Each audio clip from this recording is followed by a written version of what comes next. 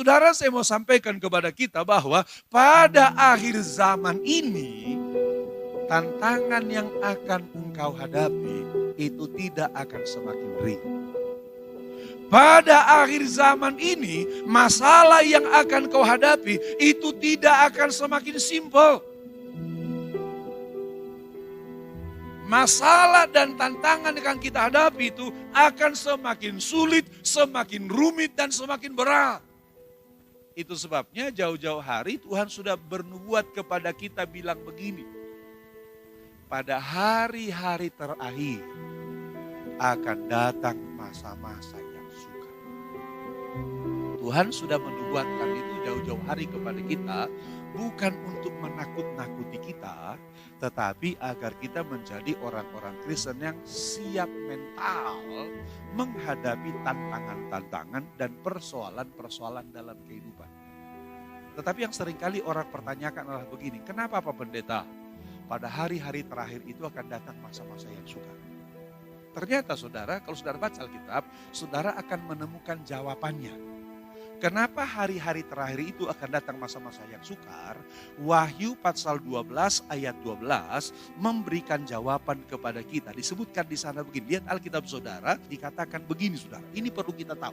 Karena itu bersukacitalah hai surga dan hai kamu sekalian yang diam di dalamnya. Celakalah kamu hai bumi dan laut. Lihat kalimat ini.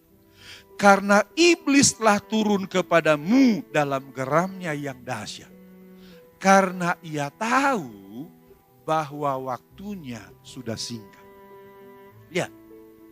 Ternyata Alkitab ini mengatakan bahwa kenapa masalah akhir zaman ini makin sulit, makin berat, tantangannya makin banyak. Disebutkan di sana karena iblis itu tahu bahwa hari kedatangan Tuhan sudah semakin dekat.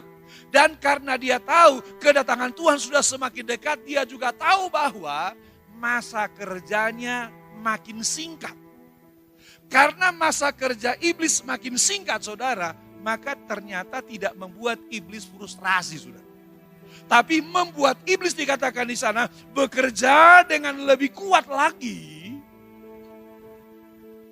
Alkitab mengatakan begini, dia bekerja dalam geramnya yang dahsyat.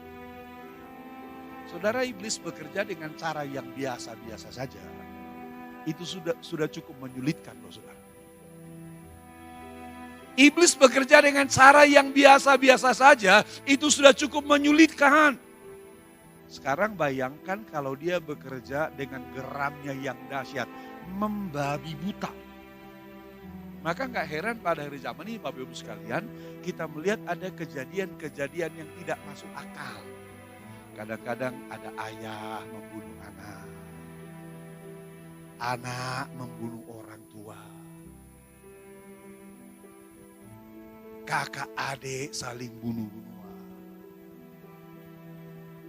Anak-anak yang dianggap tadinya penjaga anak-anak justru apa saudara? Justru menjadi sumber malapetaka dan bahaya bagi anak-anak. Orang berkata begini, ada apa ini? Mungkin dunia ini sudah edan kata mereka.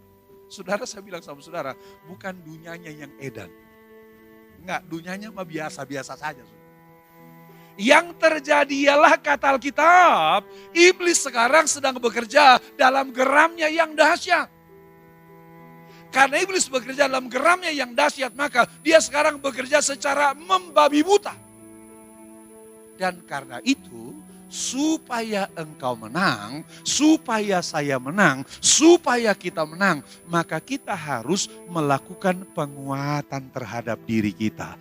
Tapi yang menarik ialah bahwa ternyata kekuatan menghadapi berbagai macam persoalan itu bukan kita dapatkan dari kekuatan diri kita. Bukan kita dapatkan dari kemampuan kita. Alkitab berkata ternyata kekuatan menghadapi berbagai persoalan itu muncul dari pemahaman kita akan kekayaan kemuliaan Kristus.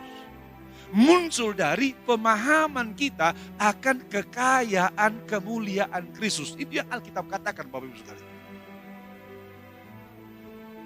Karena itu, supaya engkau menjadi orang Kristen yang kuat, yang perlu engkau lakukan ialah engkau harus terus-menerus memperdalam pemahamanmu akan Tuhan.